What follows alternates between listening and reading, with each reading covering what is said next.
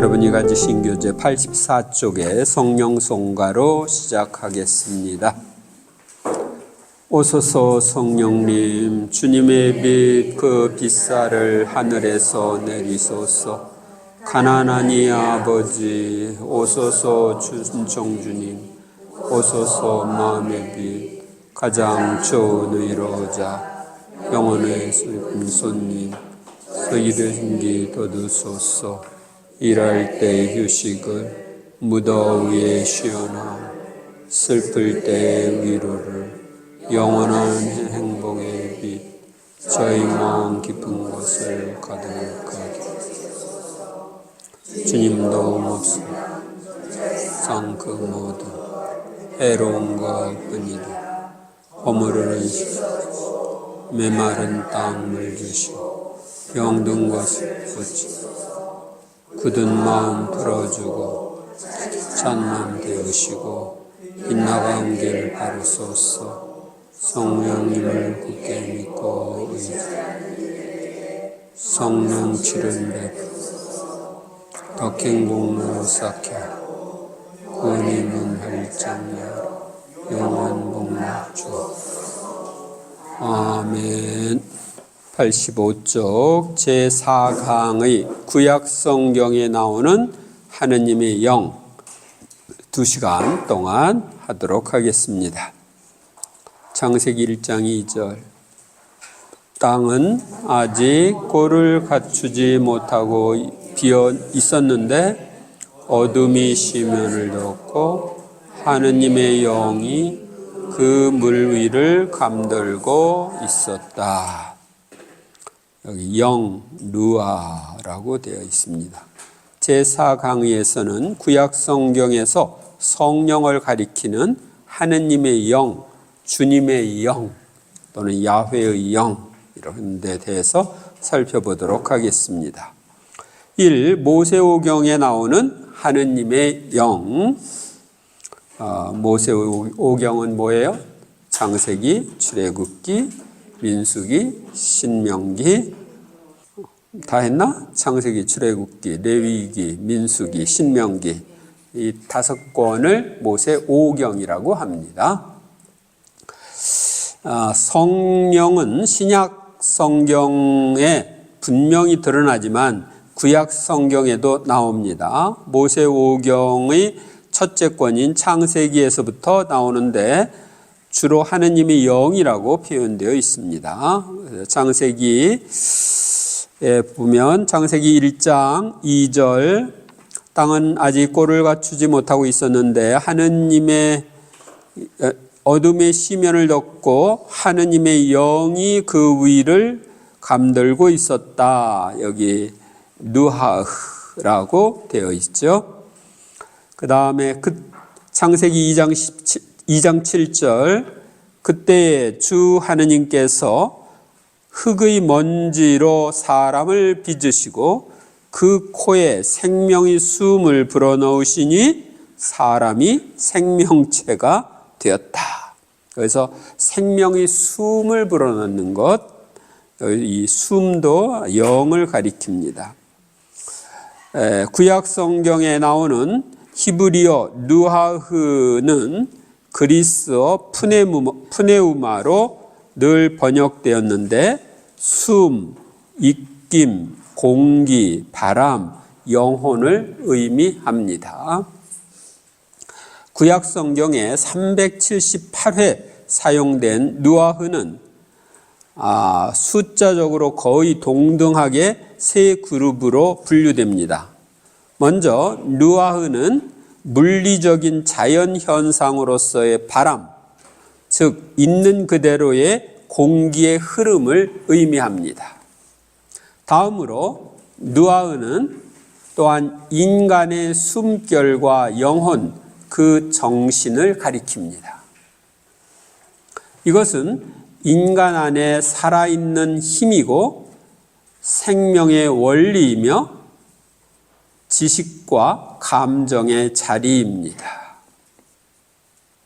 끝으로 누아흐가 가진 의미 중 가장 중요한 것으로 이는 인간과 세상 위에 역사하시는 하느님의 숨결과 입김, 그 얼과 기운으로서의 영을 뜻합니다.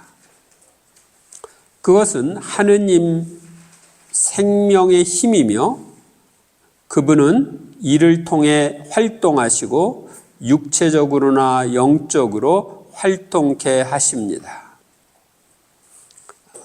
성경에서 루아흐, 숨은 육신과 무관한 것이 아니라 몸의 생기 그 자체입니다. 유다인들은 루아흐를 힘, 에너지, 행동 원리로 생각했습니다. 영숨은 행하는 것이고 행동하게 만드는 것입니다. 그러니까 행동하는 것도 행동하게 만드는 것이 영숨입니다. 그리고 이것이 하느님의 숨인 경우 하느님의 계획을 실현시키기 위하여 작용하고 또 작용하게 만듭니다. 그것은 언제나 생명의 에너지입니다. 창세기 6장 3절 함께 읽겠습니다. 주님께서 말씀하셨다. 사람들은 살덩어리일 뿐 따름이니 나의 영이 그들 안에 영원히 머물러서는 안 된다. 그들은 120년 밖에 살지 못한다. 타락한 인간에게 하시는 수명 단축에 관한 말씀입니다. 그래서 당신의 영이 그들 안에 영원히 머무르지 않는다. 그러나 우리 안에는 그분의 영이 영원히 머무릅니다. 이제 우리는 하느님의 영인 성령을 세례 때 받죠? 영원히 천국에서도 함께 있습니다. 창세기 41장 38절 그리하여 파라오는 자기 신하들에게 말하였다. 이 사람처럼 하느님의 영을 지닌 사람을 우리가 또 찾을 수 있겠소? 하느님이 인간을 사로잡을 때는 그분은 심신의 차원에 이르기까지 인간 그 전체에 영향을 미칩니다. 하느님으로부터 오는 영은 정상적인 것에 적합한 분별력과 지혜를 부여합니다. 그래서 이 분별력, 지혜 이런 것을 하느님의 영이 요셉에게 부여해서 요셉이 이제 총리 대신이 됩니다. 그래서 이 성경에도 보면 하느님의 영을 지닌 사람 이런 표현이 나온 거예요. 탈출기 28장 3절 내가 슬기의 영으로 가득 채워주어 재능을 갖추게 된 이들을 모두 불러 아론이 사제로서 나를 섬기도록 성별할 옷을 만들라고 하여라. 슬기영으로 가득 채워준, 그래서 재능을 갖추게 하는 것도 하느님의 영이 하는 일입니다.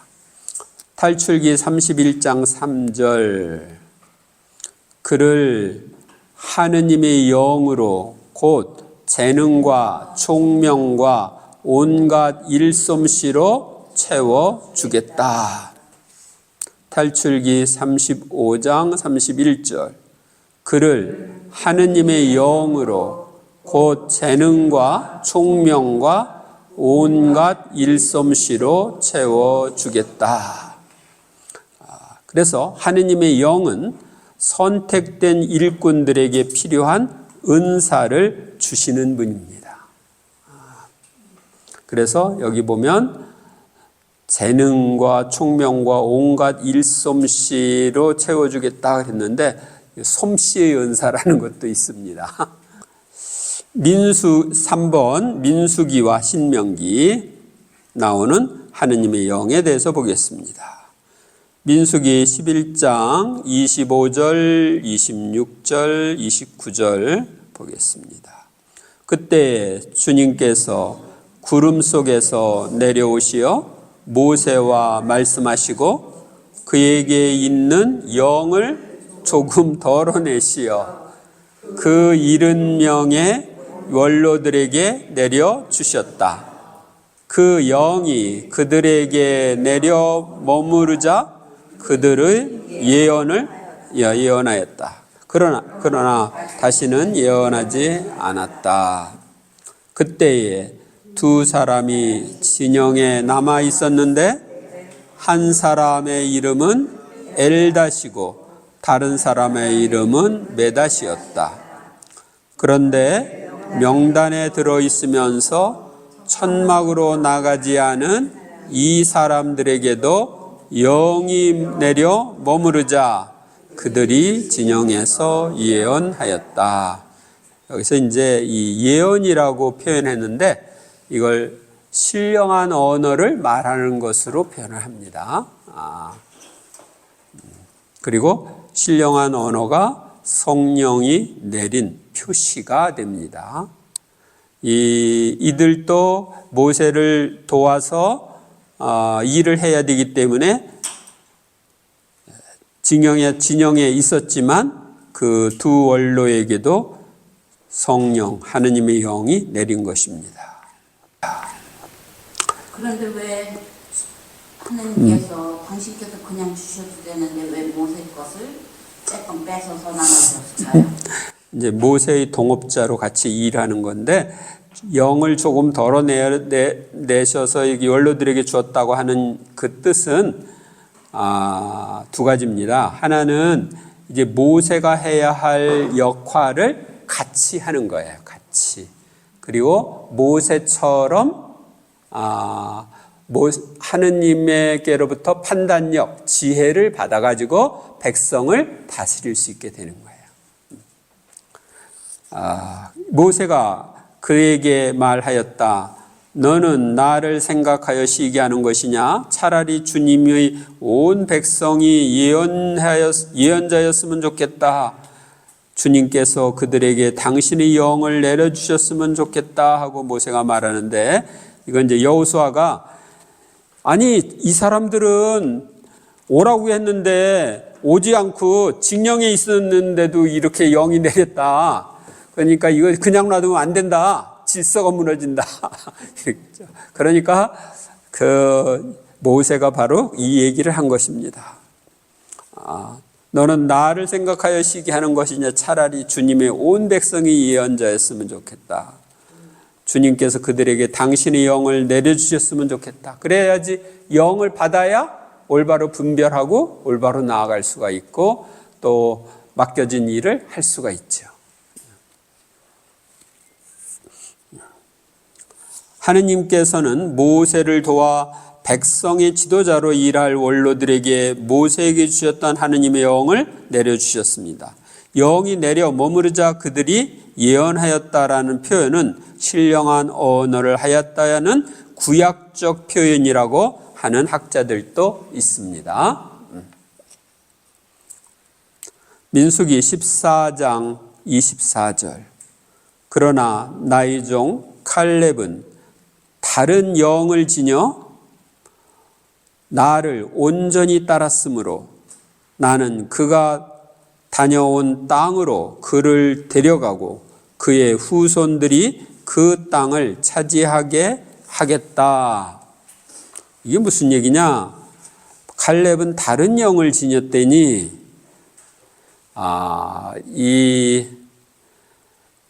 이것은 이스라엘 백성이 이제 가나안 복지로 쳐들어가기 위해서 12명의 정탐꾼을 파견했잖아요. 근데 10명이 얘기하는 거하고 여호수아와 칼렙이 이야기하는 게 다르죠? 여호수아와 칼렙은 올라갑시다. 여기 10명은 안 됩니다. 가면 우리 다 죽습니다.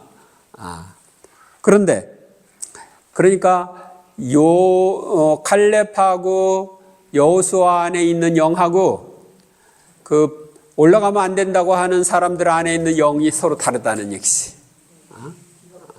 그래서 여기 나의 종 칼렙은 다른 영을 지녀 나를 온전히 따랐으므로 그러니까 온전히 따르지 않고 반항하면서 불순종했던 다른 사람들과 다르다는 걸 얘기하는 거예요. 민수기 24장 2절 발라음은 눈을 들어 지파별로 자리 잡은 이스라엘을 보았다. 그때 하느님의 영이 그에게 내렸다. 여기서 하느님의 영은 유대인들, 이스라엘 백성들만 아니라 다른 사람에게도 내릴 수 있다 하는 것을 알려줍니다. 민수기 27장 16절 18절 모든 육체에게 영을 주시는 주 하느님께서는 이 공동체 위에 한 사람을 세우시기 바랍니다. 주님께서 모세에게 대답하셨다. 눈의 아들 여호수아를 데려오너라. 그는 영을 지닌 사람이다. 너는 그에게 내 손을 얹어라. 그래서 이제 신명기 34장 9절에는 이렇게 나옵니다. 모세가 눈의 아들 여호수아에게 안수하였으므로 여호수아는 지혜의 영으로 가득 찼다. 이스라엘 자손들은 그의 말을 들으며 주님께서 모세에게 명령하신 대로 실천하였다. 영은 효과에 따라 다양한 이름을 갖습니다. 구약에 보면 성경은 슬기의 영, 지혜의 영이라고도 합니다. 하느님의 영, 숨은 세상과 인간, 특히 지도자, 예언자, 현자의 은사를 받은 이들 안에서 다양한 효과를 생산해내는 능력의 주체입니다. 그래서 구약 성경에 보면 하느님의 영은 그가 받은 역할을 잘 할 수 있도록 도와주는 겁니다. 모세가 이렇게 백성을 잘 인도할 수 있었던 것은 하느님이 영을 받은 것이고, 아까 70인 원로가 모세를 도와서 일을 할 수 있었던 것도 하느님의 영을 받아서, 여호수아가 하느님의 영을 받았기 때문에 이제 모세 다음에 지도자가 되는 거고, 아까 솜씨의 은사처럼 어떤 재주를 또 하느님의 영으로부터 받는 사람도 있고 그렇습니다. 그 다음에 두 번째로 이제 역사서에 나오는 주님의 영 보겠습니다. 가나안 땅에 정착한 이스라엘 백성의 역사 안에서도 지도자들과 예언자들 안에 주님의 영이 끊임없이 작용하여 백성을 인도하고자 하였습니다. 먼저 판관기를 보겠습니다.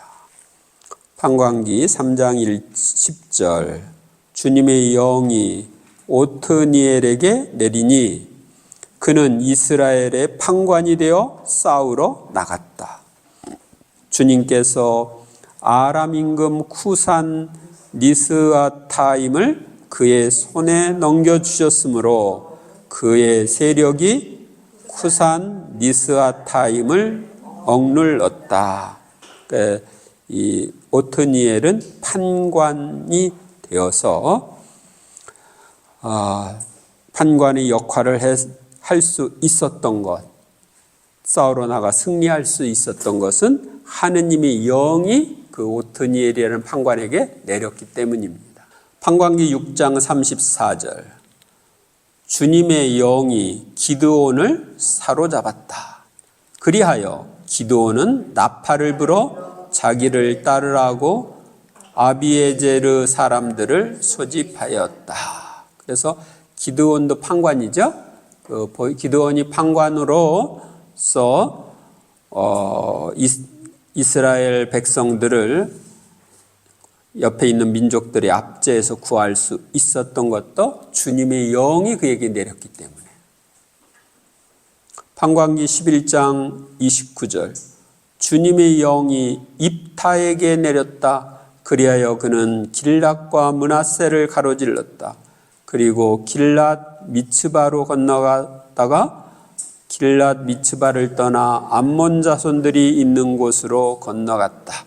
그래서 암몬 자손들과 싸워서 승리를 합니다. 그래서 입타가 승리한 것도 주님의 영이 내려서 그렇다. 판관기 13장 24절 25절 그 여자는 아들을 낳고 이름을 삼손이라 하였다. 아이는 자라나고 주님께서는 그에게 복을 내려주셨다. 그가 초르아와 에스타올 사이에 자리 잡은 단의 진영에 있을 때 주님의 영이 그를 움직이기 시작하였다. 그러니까 하느님의 영이 이제 이 삼손을 움직이기 시작합니다. 그래서 그 14장 6절에 보면 그때 주님의 영이 삼손에게 들이닥쳤으므로 삼손은 손에 아무것도 가지지 않은 채 새끼 염소를 찢듯이 그 사자를 찢어 죽였다. 사자를 찢어 죽이는 그런 힘을 받는 겁니다. 또 15장 14절에 보면 이렇게 하여 삼손이 느히까지 가자 필리스티아인들이 소리를 지르며 그에게 마주왔다. 그때에 주님의 영이 삼손에게 들이닥쳤다. 그러자 그의 팔을 동여맨 밧줄들이 불에 타 아마포처럼 되었다. 불에 탄 아마포처럼 되었다. 그래서 그를 묶은 그 포승이 녹아내리듯 그의 손에서 떨어져 나갔다. 이스라엘이 여호수아의 정복과 왕국 설립 사이에 150년간을 그들의 잘못으로 위기 상황에 처할 때마다 하느님은 계속해서 지도자들과 은사받은 전사들을 하느님의 영으로 일으켜 주셨습니다. 그것이 판관기에 나옵니다. 그 다음에 이제 사무엘서. 사무엘상권 10장 1절 사무엘은 기름병을 가져다가 사울의 머리에 붓고 입을 맞춘 다음 이렇게 말하였다. 주님께서 당신에게 기름을 부으시어 그분의 소유인 이스라엘의 영조자로 세우셨소. 사울이 이제 임금이 됩니다. 10절 보면 사울이 종과 함께 그곳 기브아에 이르렀을 때 예언자의 무리가 오고 있었다. 그러자 하느님의 영이 사울에게 들이닥쳐 그도 그들 가운데에서 황홀강에 빠져 예언하였다. 여기도 이거 예언이라고 했지만 신령한 언어를 한 것이다. 이렇게 보는 학자들이 있습니다. 사무엘 상권 16장 13절 사무엘은 기름이 담긴 뿔을 들고 형들 한가운데에서 그에게 기름을 부었다. 그러자 주님의 영이 다윗에게 들이닥쳐 그날부터 줄곧 그에게 머물렀다. 하느님께서 선택한 지도자인 사울과 다윗은 기름 부음을 통해 하느님의 영을 받았고 왕이 되었습니다. 기름은 성령의 상징 중에 하나입니다. 오늘날도 사제는 세례와 견진 때 성령께서 오시는 표시로 성유를 발라줍니다. 사무엘 상권 16장 14절 주님의 영이 사울을 떠나고 주님께서 보내신 악령이 그를 괴롭혔다. 그러니까 주님의 영이 떠나자 악령이 들어가는 거예요. 사무엘 상권 16장 23절 하느님께서 보내신 영이 사울에게 내릴 때마다 다윗은 비파를 손에 들고 탔다.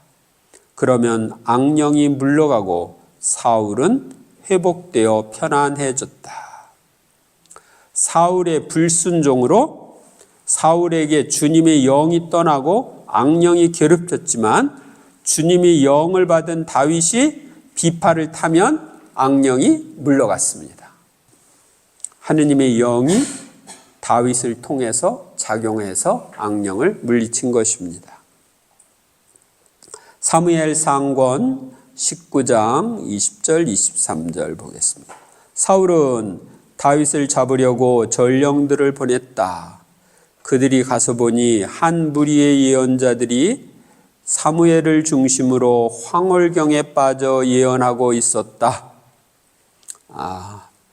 그 순간 사울의 전령들에게도 하느님의 영이 내려 그들도 황홀경에 빠져 예언하였다. 그래서 사울이 그곳 라마의 나옅으로 가는데 그에게도 하느님의 영이 내려 라마의 나옅까지 걸어가는 동안 줄곧 황홀경에 빠져 예언하였다. 하느님의 영에 사로잡힌 이들과 접촉하는 이들이 하느님의 영을 쉽게 받을 수 있습니다. 황홀경에 빠져 예언하였다는 표현은 신령한 언어를 하였다는 표현으로 보기도 합니다. 오늘날도 이렇게 보면 신령한 언어를 하는 사람들이 또 다른 사람에게 손을 얹고 기도를 하면 또 그가 신령한을 할 수 있는 걸 볼 수 있죠. 이런 접촉을 통해서 성령께서 일하시는 거예요. 사무엘 하권 23장 2절 주님의 영이 나를 통하여 말씀하시니 그분의 말씀이 내 혀에 담겨 있다. 다윗은 주님의 영이 자신을 통해 말씀하셨다고 말합니다. 나중에 이제 신약성경 사도행전에도 보면 사도들이 결정을 하고 이것은 성령과 우리의 결정이라고 말합니다. 성령 인도에 따라서 그렇게 했다는 것이죠. 그 다음에 열왕기와 역대기에 나오는 주님의 영 보겠습니다. 열왕기 상권 18장 12절 제가 어르신을 떠나자마자 주님의 영이 어르신을 제가 알지 못하는 곳으로 데려가시면 어떻게 합니까? 이게 뭐냐면 그러니까 지금 엘리야가 이제 승천하려고 그래. 그러니까 엘리사가 엘리야에게 하는 얘기입니다. 여기서 주님의 영은 예언자를 다른 곳으로 데려갈 수도 있다는 걸 알려줍니다. 사도행전에 보면 그들이 물에서 올라오자 주님의 성령께서 필리포스를 잡아채듯 데려가셨다. 그래서 내시는 그를 더 이상 보지 못하였지만 기뻐하며 제 갈 길을 갔다는 기록이 나옵니다. 그러니까 하느님의 영이 이 사람을 이쪽에서 저쪽으로 옮겨갈 수가 있는 거예요. 순간 이동, 공간 이동을 시킬 수가 있는 겁니다. 아그레다의 마리아라고 하는 사람, 성모님의 그 전기를 8권의 책으로 쓴 그분이 이 유럽에 있으면서 아메리카를 왔다 갔다 한 수백 회 왔다 갔다 했다고. 그러니까 하느님의 영이 그쪽으로 옮겨가게 하는 거예요. 그런 것이 신비가들에게는 가능한 겁니다. 비호성인도 있으면서 또 그러니까 수도원에 있으면서 바티칸에 나타나기도 하고. 그래서 여러분들이 이제 죽어서 하느님 차원으로 옮겨가면 여기서 저쪽으로 쉽게 옮겨갈 수 있을 거예요. 한국에 가고 싶다 그러면 싹 비행기도 안 타고 금방 갈 수 있을 거예요. 하느님 영을 도움을 받아서 그렇게 될 겁니다. 열왕기 상권 19장 16절 님시의 손자 예후에게 기름을 부어 이스라엘의 임금으로 세워라. 그리고 아벨 무홀라 출신 사팟의 아들 엘리사에게 기름을 부어 내 뒤를 이을 예언자로 세워라. 구약시대에는 기름을 부어 성령을 받게 하여 임금과 예언자와 사제를 세웠습니다. 그래서 탈출기에 보면 너는 아론과 그의 아들에게 기름을 부어 그들이 사제로서 나를 섬기도록 성발하여라 이렇게 되어 있습니다. 그러니까 기름을 붓는다고 하는 행위는 바로 성령을 받게 하는 행위이고 임금과 예언자와 사제가 그 역할을 잘 할 수 있도록 하느님의 영을 받는 행위였습니다. 열왕기 하권 2장 9절 강을 건넌 다음 엘리야가 엘리사에게 물었다. 주님께서 나를 너에게서 데려가시기 전에 내가 너에게 해주어야 할 것을 청하여라. 그러자 엘리사가 말하였다. 스승님 영의 두 몫을 받게 해 주십시오. 다른 데 읽어보죠. 근데 이제 그렇게 되죠. 나는 결국은 사무엘 하권 2장 15절 예리코에서 온 예언자 무리가 멀리서 그를 보고 엘리야의 영이 엘리사에게 내렸구나 하고 말하였다. 그러니까 이 엘리야가 승천할 때 나를 보면 내가 원하는 대로 이루어질 거라고 그랬는데 엘리야와 엘리사가 가는데 불마차가 사이를 지나가면서 확 저 엘리야를 채서 올라갈 때 이제 그걸 저 엘리사가 보고 외칩니다. 그리고 그 엘리야는 자기 외투를 떨어뜨립니다. 그래서 외투를 가지고 가서 요르단강 물을 치니까 처음에는 안 갈라지는 거예요. 그래서 엘리야의 엘리야가 받은 영이었잖아요. 그 예언자의 영. 그래서 엘리야의 하느님은 어디 계십니까? 하고서 치니까 갈라진 거예요. 그걸 지금 예리코에서 온 예언자들이 본 거예요. 그래서 이 스승님에게 내렸던 영이 이제 엘리사에게 내렸구나 하고 여기 지금 대답하는 거예요. 엘리야가 승천하면서 엘리야에게 있었던 예언자의 영이 엘리사에게 내렸다는 것을 여기서 이야기하고 있습니다. 역대기 하권 15장 1절 그때 하느님의 영이 오데스의 아들 아자르야에게 내리니 아자르야가 아사 앞에 나아가 말하였다. 아사 임금님과 온 유다와 베냐민은 제 말씀을 들으십시오. 여러분이 주님과 함께 있으면 그분께서도 여러분과 함께 계시고 여러분이 그분을 찾으면 그분께서도 여러분을 만나 주실 것입니다. 그러나 여러분이 그분을 버리면 그분께서도 여러분을 버리실 것입니다. 역대기 하권 20장 14절 그때 회중 가운데 있는 아하지엘에게 주님의 영이 내렸다. 그래서 하느님의 말씀을 전할 때 하느님의 영이 내리는 것을 이야기합니다. 그때 여호야다의 아들 여호야다 사제의 아들 즈카르야가 하느님의 영에 사로잡혀 백성 앞에 나서서 말하였다. 하느님께서 이렇게 말씀하십니다. 너희는 어찌하여 주님의 계명을 어기느냐?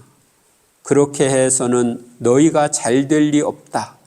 너희가 주님을 저버렸으니 주님도 너희를 저버렸다.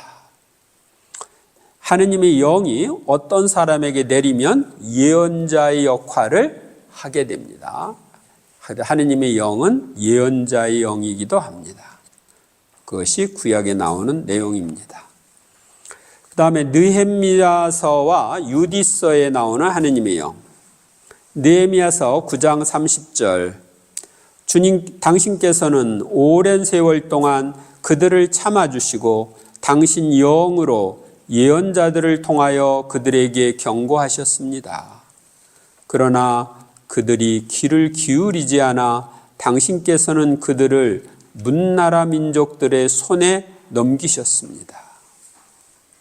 하느님의 영으로 예언자를 통해서 하신 경고의 말씀을 듣지 않으면 경고가 현실화할 수 있다는 것을 알려줍니다. 유디서 16장 14절 당신께서 말씀하시자 생겨났으니 모든 조물은 당신을 섬겨야 합니다. 당신께서 영을 보내시니 그것들이 지어졌습니다.